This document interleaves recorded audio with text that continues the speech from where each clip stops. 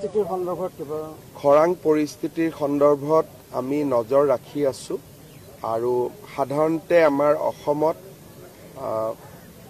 আগষ্ট মাহলৈকে আমি কঠীয়া পাৰিব পাৰোঁ। বিনা 11 বুলি আমাৰ এটা ভেৰাইটি আছে যি 3 মাহত ধান উৎপাদন হ'ব পাৰে।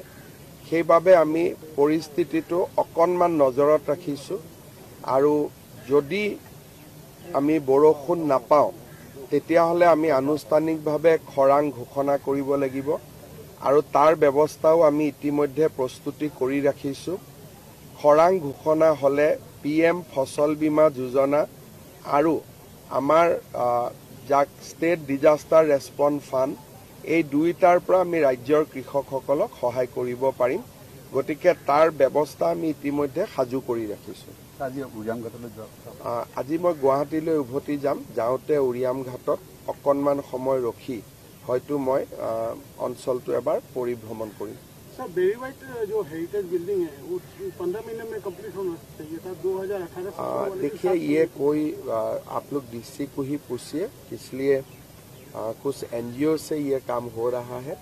मेरे लिए टिप्पणी करना ठीक नहीं है। आप DC से एक बार पूछ लीजिए, ठीक है।